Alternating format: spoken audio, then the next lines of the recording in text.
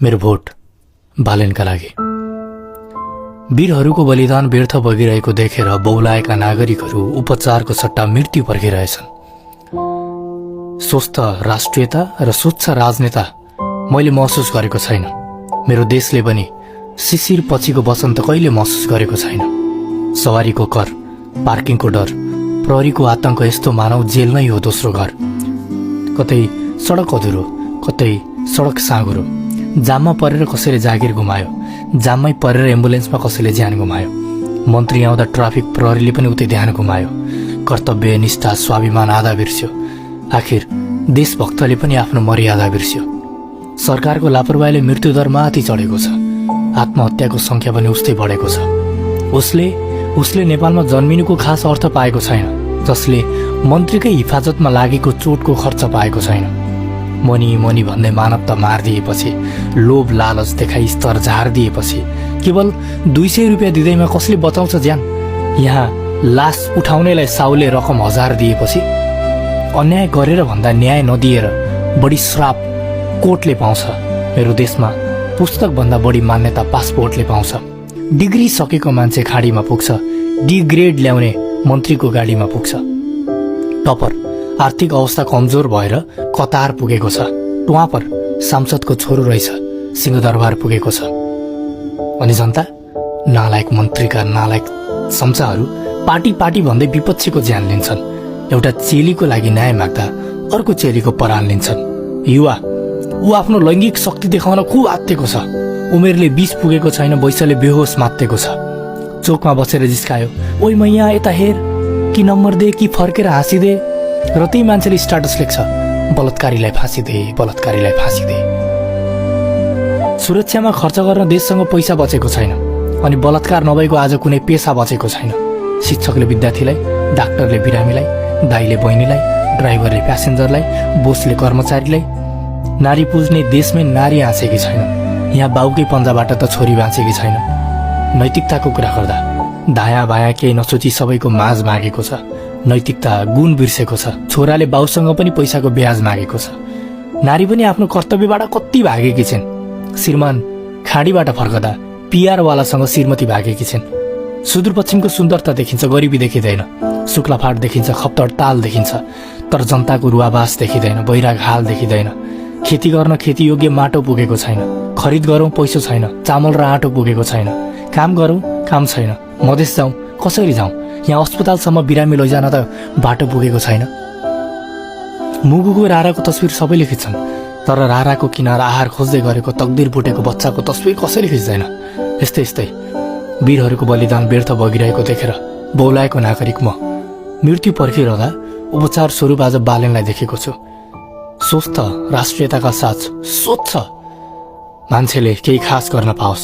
अब शिशिर पछिको बसन्त नेपालले आवाज गर्न पाओस्।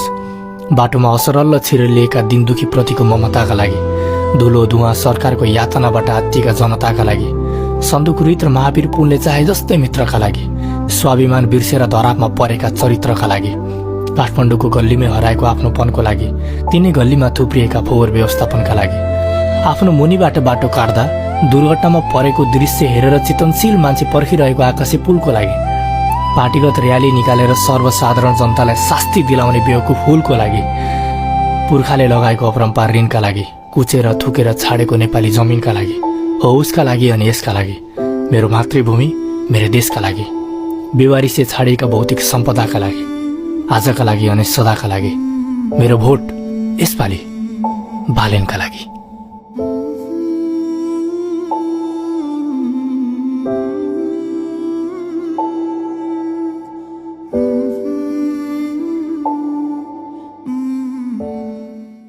सुरुमा गोली चलेको हो, अनि बल्ल सिंहदरबार जलेको हो। सुरुमा बच्चा ढलेको हो, अनि बल्ल संरचना जलेको हो। मैले यही देशमा रगतको होली देख्या छु, विद्यार्थी माथि चलेको गोली देख्या छु। तिमी सिंहदरबार जलेको कुरा गर्दैछौ, मैले त मेरो घरकै आँगनमा चिता जले देख्या छु। कोही भर्खरै खरानीबाट उठेर आए अरे मैले त मेरो घरको खम्बा खरानी भएको देख्या छु। बा भोलि आवाज म पनि उठाउला, गोली म माथि पनि चल्ला। बिन्ती बा, योचोटि छोरा मार्नेहरूसँग सम्झौता नगरिदिनु।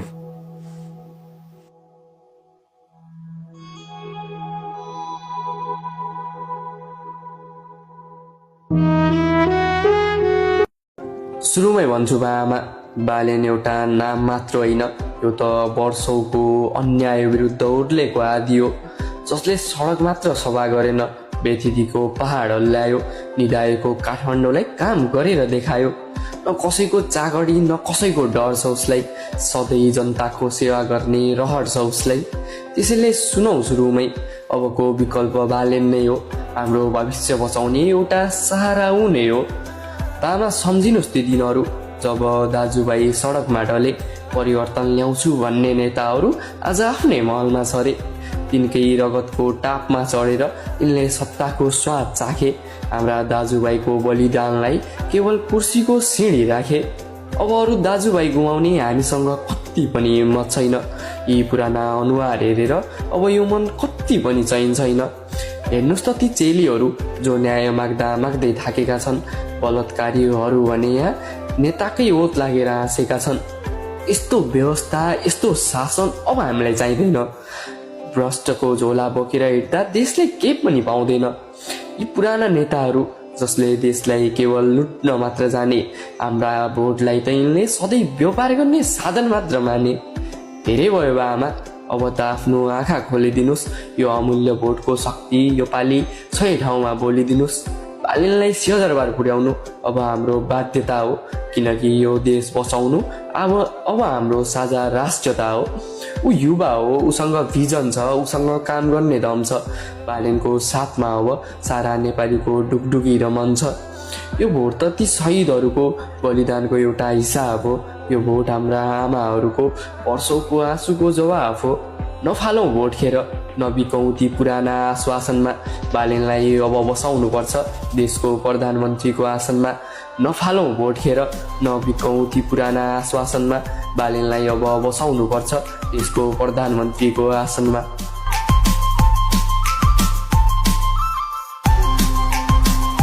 रातो रगतले लतपतिएको सडकलाई कि पखाल्छौ अझै त्यही आमाको आँसुले, या समाउँछौ अझै त्यही पुरानो पार्टीको झन्डा, या हेर्छौ सन्ततिलाई त्यो झुन्डेको पासोले,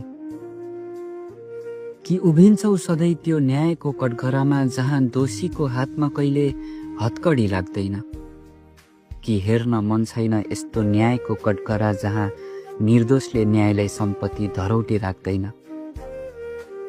पाण्डवलाई छाडी कौरवलाई साथ दिने आखिर कस्तो कृष्ण बन्दैछौ तिमी? दुर्योधन जस्तो हट राखी आखिर किन अधर्मलाई अँगाल्दैछौ तिमी? कि चाहन्छौ द्रौपदीको ठाउँमा आफ्नो छोरी होस्? कि चाहन्छौ गङ्गामा नुहाउने सबै फोरी होस्? कि चाहन्नौ देश बदलियोस्? कि चाहन्नौ भोट बदलियोस्?